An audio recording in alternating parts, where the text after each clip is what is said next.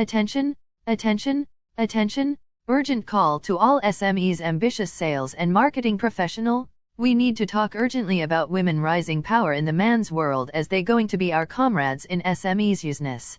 Agreeable? You bet. This hand-picked SMEs bulletin item will change your opinion on the importance and usefulness of the opposite sex in all business. True or not? Before we jump into the newsletter, do allow me to give a short and quick review. Alright, thanks. In essence, there are many critical steps to examine here. It concerns the strides taken by the Johor Women's Advisory Committee and Johor Women's Empowerment. Moreover, they are making known their need in the state budget. Additionally, they will demand their need to produce highly skilled women, plus to fight for their rights as working women, and to ensure their well-being, and have empowering assets in their workplace. True. Jokes aside.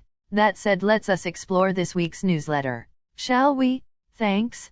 Breaking news. Women's advocates are taking crucial steps to empower themselves in the SMEs industries. The Johor Women's Advisory Committee and Johor Women's Empowerment Action Plan 2022/2022 will be taking vital actions to produce women leaders in the technology and economic sectors within the SMEs and others. Darul Tazim Family Development Foundation, YPKDT, Chief Executive Officer Nurul Nagia Fadzil said both initiatives, revealed during last year's state budget announcement, would be rolled out this year. These two initiatives show the state government is serious in making sure we are able to produce highly skilled women.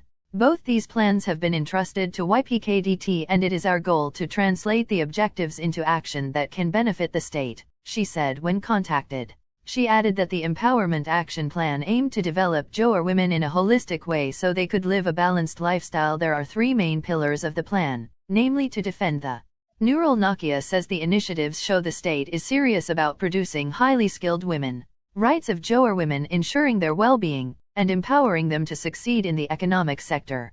The advisory committee will act as a think tank that is responsible for suggesting ideas towards the holistic development of women. It is crucial that the foundation gets support from other parties, she said.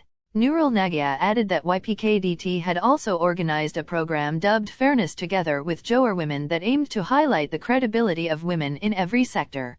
The program was held in line with International Women's Day that is celebrated every year on March 8, 2022.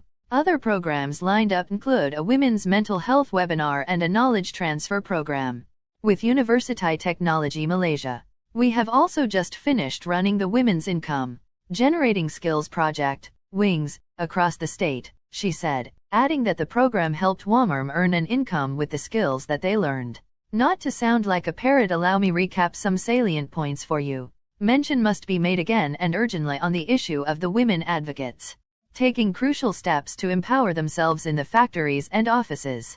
It concerns us greatly because they will be our colleagues within the organization. True, we must also accept that the women's organizations are making huge strides using their Johor Women's Advisory Committee and Johor Women's Empowerment, particularly to get positive results for themselves. Moreover, they want to be mentioned in the country's budget too. Additionally, they are all flat out to promote themselves as useful professional women in their own rights. Plus, they want to have a rightful place as capable women in business, and be ensured of their well-being. Also be able to enjoy empowering status inside and outside their workplaces. Hence, as sales and marketing individuals, this is indeed a wake-up call for us to accept women the rightful partners in all SMEs business. Agree or not?